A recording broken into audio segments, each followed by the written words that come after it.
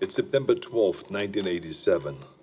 My name is Major Alan Schaefer, also known as Dutch, U.S. Army veteran, Special Ops Commander, and the only survivor of the Valverde incident. These tapes are my personal testimony. Insurance. Should anything happen to me, what I found won't be lost. My team was brought in to rescue a Guatemala cabinet minister and his aide, who had been captured by guerrilla forces in Valverde. We located the downed helicopter, and the skinned bodies of those aboard hung in nearby trees, seemingly at the hands of guerrilla fighters. After assaulting their camp, it became clear that the mission was a setup. American intelligence had sent us to retrieve the captured agents who had been on recon for future military action. But none of that matters, because while we were clearing out the guerrillas, something was hunting us. An invisible killer tracked us as we made our way to the extraction point. In 24 hours, it wiped out my entire team. Rick Hawkins, Blaine Cooper, Mac Elliott, Billy Soul, Jorge Ramirez, and Al Dillon, the best soldiers I've ever known. Men I trusted with my life were butchered like animals. It was a nightmare. We walked in with guns, but it had perfect camouflage, advanced weaponry, and could see heat. It was strong and smart, a pitiless hunter. I waited, I watched, and when I understood it, when I saw how it hunted, I killed it. As it lay dying, in a final fuck you, it activated an explosive device. I barely escaped that blast. My radiation sickness and the crater of the explosion are the only evidence it ever was here. I've given my official statement to Agent Peter Keyes of the OWLF, but it's become clear I needed to investigate Valverde myself. Keyes was thorough, but he asked all the wrong questions. I mean, we have proof of alien life, but that life sees us as game. It's an alien whose first contact with humanity was to hunt us for sport. All Keyes cared about was the technology lost in the explosion. He can see the jungle for the trees. I see the threat. He sees the opportunity. Spies are all the same. I mean, we aren't people to them. We are assets. How many soldiers would he feed to those monsters just for a chance to steal from them or to learn from them? The government can't be trusted. So I will have to do this on my own. I'm cutting my treatment short and going off the grid. I will make my way back to South America to Valverde. I was told that there were stories about demons who make trophies of man. I'd like to hear those stories.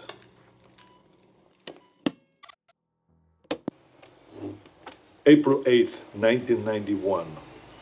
I'm not dead yet. I'll admit, I regret not curing my radiation sickness before I left. It made leaving the country difficult. I cashed in a few favors, took one too many off-the-book flights in rusted-out buckets, but I made it back to Valverde.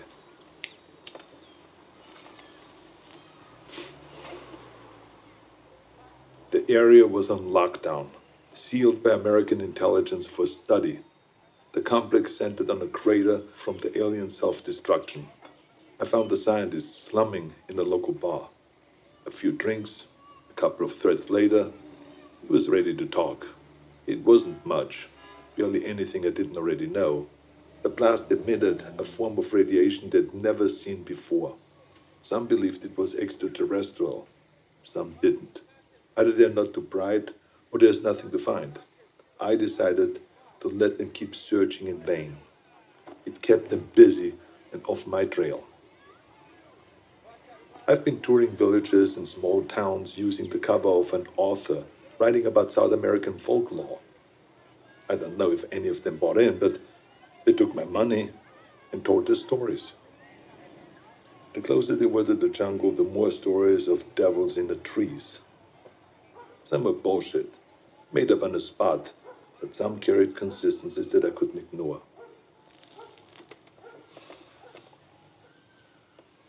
Whatever it was, the demons who make trophies of man, the devil of the trees, or the skull taker, the stories always began on the hottest summer that they could remember. In the summer of 1987, Valverde nearly broke its all-time high in temperatures. They love the heat. It must remind them of home. Everything else confirmed the truth of the stories. Proud warriors skinned and hanged, skulls and spines ripped from their bodies. Maybe it was obvious from the beginning, but it wasn't until I heard the stories that I truly accepted the purpose of these mutilations. I mean, they're taking trophies. They travel impassable distances to hunt us, skin us, and mount us over some alien fireplace on another world.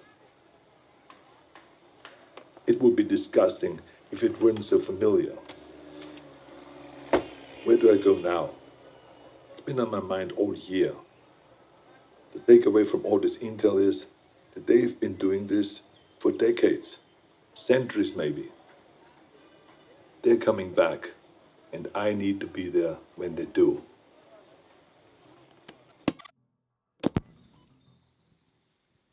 June 27th, 1992. It's hard to remember that the most important part of an operation is patience. You can plan the perfect op, but you can't account for everything. If shit goes south, there's nothing to do but to adapt and finish the mission.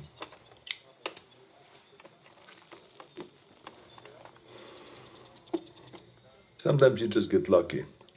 I was in the dock, 10 clicks downriver from the Valverde border, figuring out my next move. I was ready to pack it in. I thought that I learned everything that I could, that there was nothing left for me to find.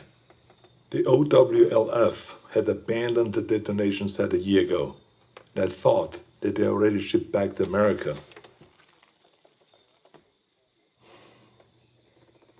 That's when I saw Agent Peter Keyes tie his skiff to the dock.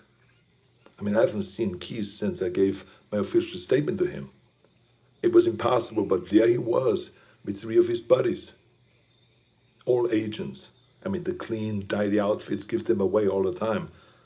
They don't want to get down in the dirt, you see. That's what they pay soldiers to do.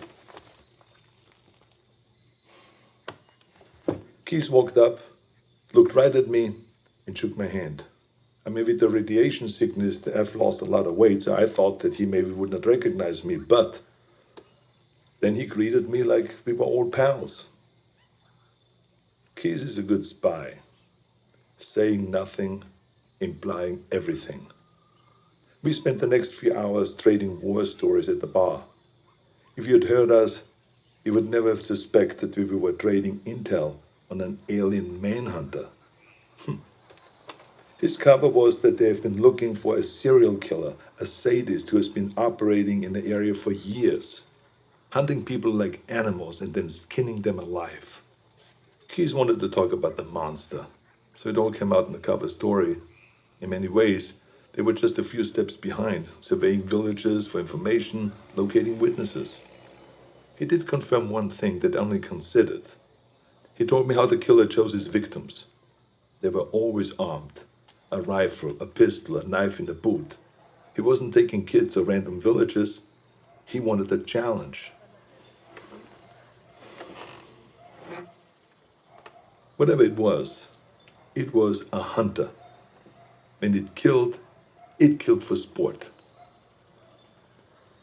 I wish they were here for a military action, recon for an invasion. But the truth was so much worse.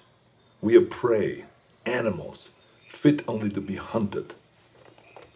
Keyes and his buddies paid the tab and mine, but before he left, he winked at me and he said, "Stay out of the jungle. That's where he gets you."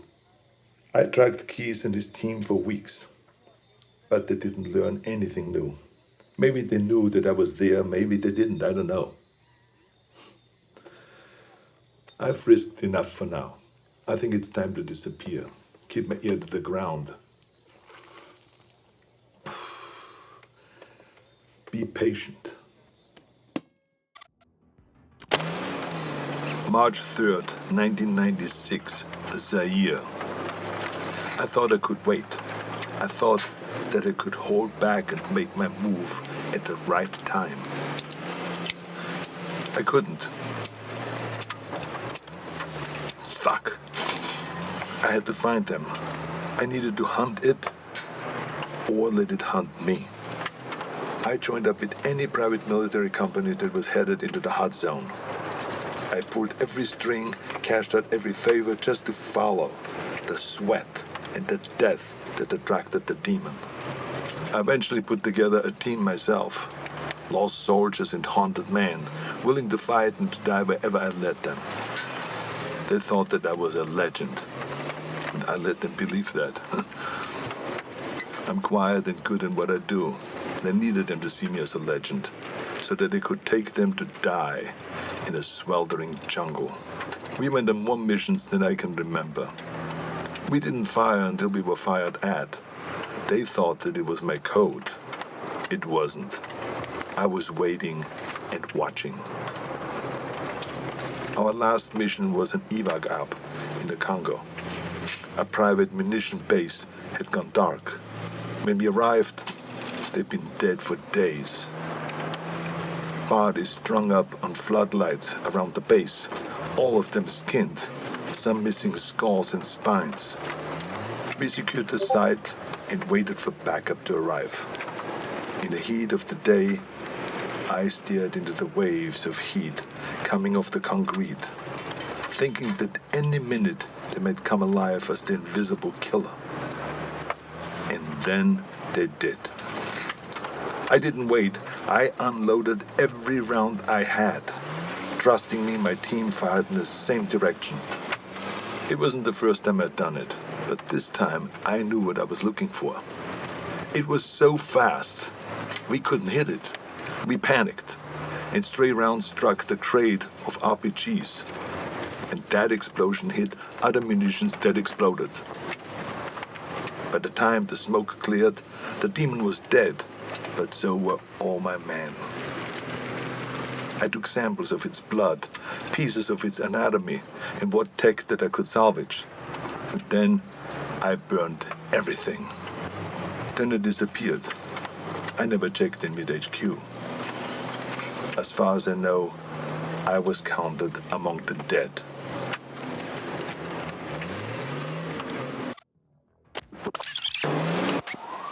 October 12, 1997, Los Angeles. I needed to come back to the States.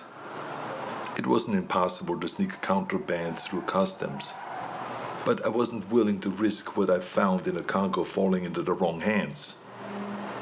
Instead, I traveled to Mexico aboard a cargo ship bound for the port of Altamira. From there, I made my way to Tijuana, and I bunkered down. I had tangible proof of extraterrestrial life in my possession, but no idea what to do with it. I'm not a scientist. I did a soldier's duty and secured valuable intel. This was out of my pay grade. I kept an eye on the news. Los Angeles was having a record-breaking heat wave and a gang war on the streets. It was perfect. I could feel it in my bones. I'd been tracking them for so long, I could think like them. I could smell the prey. I could see the hunting ground. I had to get to LA. Crossing back into the States from Tijuana wasn't that difficult, but by the time that I'd reached the city, it was already over. Like Valverde, the OWLF only found crumbs. What I'd hoped might be an alien ship turned out to be only a launching site. I wanted it too much, and I got sloppy. I breached the OWLF's quarantine and was captured. I'd hoped to be bailed out by Agent Keys, but he died. With Keys gone, the OWLF was leaderless and disorganized. I was interrogated, but I negotiated my release by bartering the alien materials that I'd recovered from the Congo. During the negotiations, it was clear how little they knew. They needed someone who understood the threat, so I offered to work with the OWLF as a consulting advisor. They had the funding, the technology that I needed to continue my hunt. I wouldn't work for them, but I would work with them. There will be a weapon that I can use to hunt down these predators as they move to fresh ground. It's only a matter of time until they see us as a real threat. When the prey can fight back, it's no longer a hunt. It is war. March 3rd, 2008. We've gotten good at killing predators.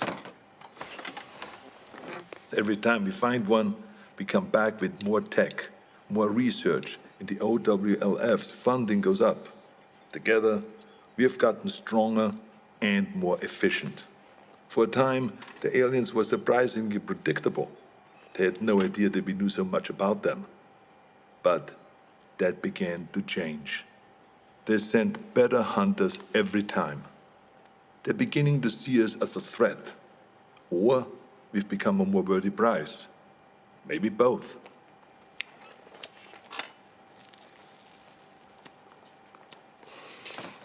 We know this because our last encounter was special. We weren't certain if they had any gender to speak of, but that changed when we came into contact with the female. She was smarter and deadlier. She didn't fuck around like the males did. She was direct, ruthless, and skilled.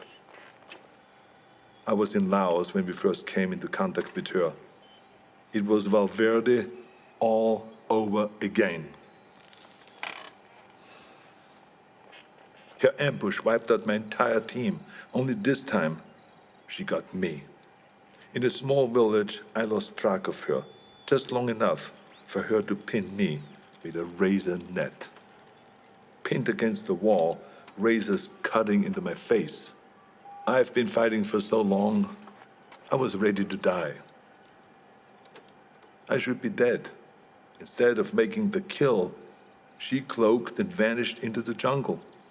The net relaxed, and I escaped with my life, and a scar to remember her by. She spared me. Only me. Like she knew who I was. I returned to the exfil. My first failed mission in a long time. Are we going about this wrong? I mean, we've learned so much. But in doing so, have we made ourselves a bigger target? I can't stop thinking about something Napoleon said. You must not fight too often with one enemy, or you will teach them all your art of war. I started this believing that we were learning how to hunt them, or maybe she let me live to just be hunted another day. We were teaching them how to hunt us.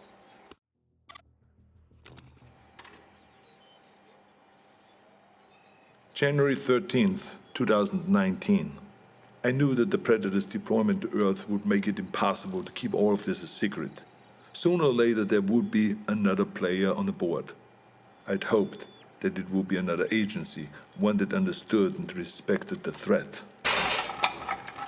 Project Stargazer. Our initial intelligence on Stargazer was that they were capable, funded, but inexperienced. But they were smart.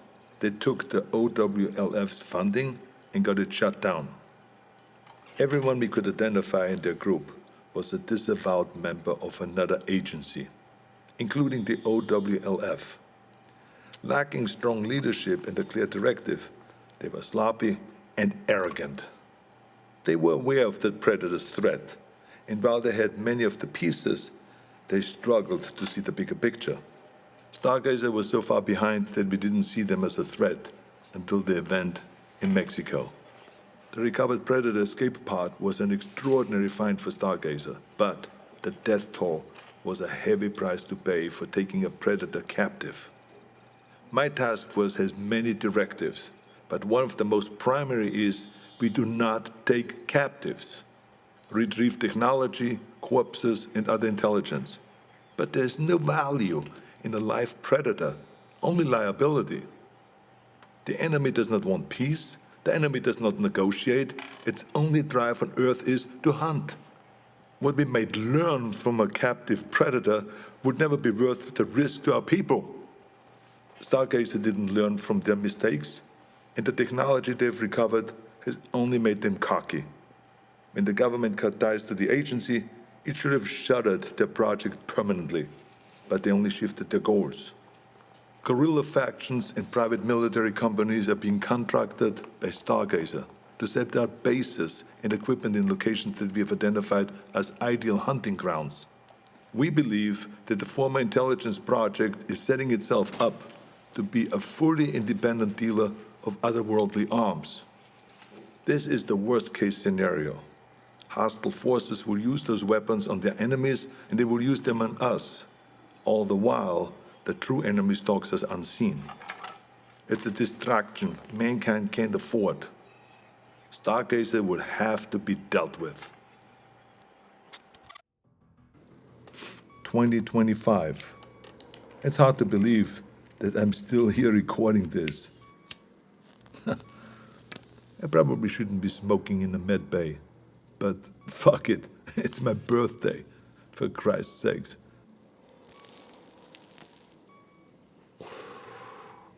I turned 78 today, but I'm out there hunting. I should be retired. I should be doing anything but this. My life shouldn't be possible. But the very thing that I hunt, that hunts me, is what's keeping me alive. As we began to understand the predator's technology, we started to use it. A fight with a predator female went bad and I was critically wounded. Dying, I agreed to experimentation. It worked. It worked so well that the cells in my body stopped aging. Pushing 80 now, I'm fighting like a man in his 40s.